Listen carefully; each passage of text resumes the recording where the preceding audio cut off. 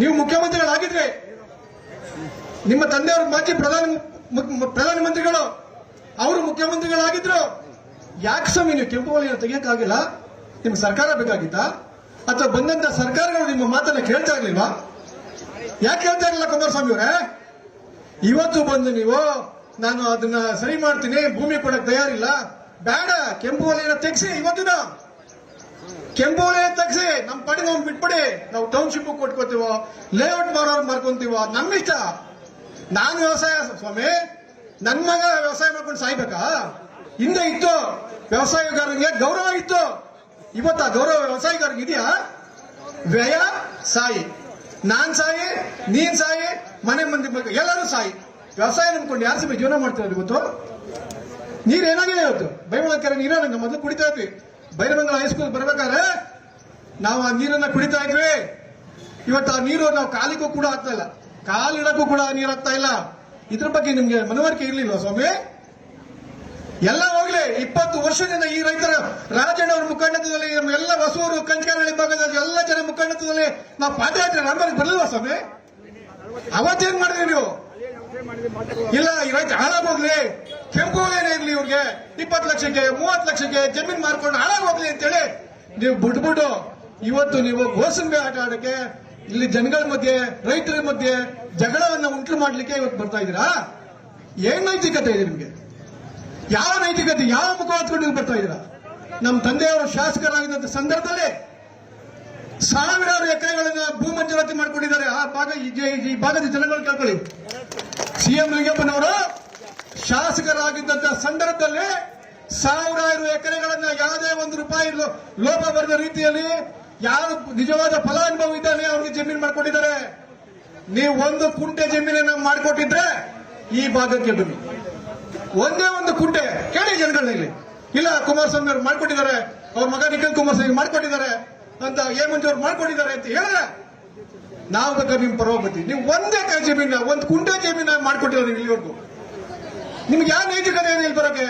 ನಿಮಗೆ ಮತ ಬೇಕಾದಾಗ ಮಾತ್ರ ಬರ್ತೀರಾ, ಕಣ್ಣಲ್ಲಿ ನೀರು ಸುಡ್ತೀರಾ, ವಿಷ ತಗೊಂತೀರಾ, ಎಲ್ಲ ಮಾಡ್ತೀರಾ. ಇವತ್ತು ರೈತರ ಪರವಾಗಿ ನೀವು ಇವತ್ತು ಬೇಕಾಗಿತ್ತಾ? ಆಯ್ತು, ಕುಮಾರಸ್ವಾಮಿ ಅವ್ರನ್ನ ಮಾನ್ಯ ಮುಖ್ಯಮಂತ್ರಿಗಳಾದಂತ ಡಿ ಕೆ ಶಿವಕುಮಾರ್ ಸಾಹೇಬರು ವಿಧಾನಸೌಧಕ್ಕೆ ಕರೆದ್ರು. ಯಾಕೆ ಸ್ವಾಮಿ ಹೋಗ್ಬಾರ್ದು ವಿಧಾನಸೌಧಕ್ಕೆ? ನಿಮ್ಮನ್ನ 2 ಸಾರಿ ಅಭ್ಯರ್ಥಿಗಳು ಮುಖ್ಯಮಂತ್ರಿಗಳು ಮಾಡಿದಂತ ಕ್ಷೇತ್ರ ಅಲ್ವಾ ಅದು? ನೀವು ವಿಧಾನಸೌಧಕ್ಕೆ ಹೋಗಿರ್ಲಿಲ್ವಾ? ನೀವು ವಿಧಾನಸೌಧದಲ್ಲಿ ಇರ್ಲಿಲ್ವಾ? ನಿಮ್ಮನ್ನ ತಳ್ಬರ್ತಿದ್ರ ವಿಧಾನಸೌಧದಿಂದ? ವಿಧಾನಸೌಧ ತಳ್ಬರ್ತಿದ್ರ ಸ್ವಾಮಿ? ಯಾಕೆ ಈ ಗೋಸಂಬೆ ಆಟ ಆಡ್ತೀರಾ ನೀವು? ರೈತರಿಗೆ ಉತ್ತರ ಕೊಡಿ. ರೈತರ ಪರವಾಗಿ ಕೆಂಪು ವಲಯ ತೆಗೆಸಿ. ಇವತ್ತು ಕೂಡ ಸಾಧಕ ಬಾಧಕಗಳ ಬಗ್ಗೆ ಆಲೋಚನೆ ಮಾಡಿ. ಇವತ್ತು ಯೋಜನೆ ಬಂದ್ರೆ ಏನಾಗ್ತದೆ, ಬರ್ದೇ ಇದ್ರೆ ಏನಾಗ್ತದೆ, ಸಾಧಕ ಬಾಧಕಗಳ ಬಗ್ಗೆ ತಾವು ಯೋಚನೆ ಮಾಡಿ ಒಂದು ಉತ್ತರ ಕೊಟ್ಬಿಟ್ಟು ಹೋಗಿ ಇಲ್ಲಿಂದ.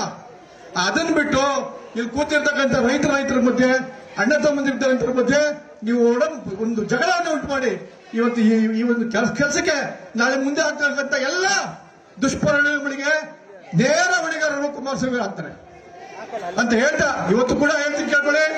ದೇವೇಗೌಡರು ಅರ್ಧಳ್ಳಿಯಿಂದ ತಮ್ಮ ಕುಟುಂಬ ಸಮೇತರಾಗಿ ಗುಲ್ಬರ್ಗ ರಾಯಚೂರಿಗೆ ಹೋಗ್ಲಿಲ್ಲ, ಬೀದರ್ಗೆ ಹೋಗ್ಲಿಲ್ಲ, ಬಂದಿದ್ದೆಲ್ಲಿಗೆ ಬೆಂಗಳೂರಿಗೆ. ಯಾಕೆ ಹೇಳಿ? ಬೆಂಗಳೂರು ಅಭಿವೃದ್ಧಿ ಆಗಿದೆ, ಹಾಗಾಗಿ ಬೆಂಗಳೂರಿಗೆ ಹೋಗ್ಬೇಡ ಅಂತೇಳಿ ತಮ್ಮ ಕುಟುಂಬ ಹೋಗಿ ಇವತ್ತು ಬೆಂಗಳೂರು ಬಂದ್ರು. ಅದೇ ತರ ಇನ್ನೊಂದು ನಗರ ಆಗೋದು ಬೇಡವಾ? ನಮ್ಮ ಮಕ್ಕಳು ಉದ್ದಾರ ಆಗೋದು ಬೇಡವಾ? ನಮ್ಮ ಮಕ್ಕಳು ಚೆನ್ನಾಗಿರೋದು ಬೇಡವಾ?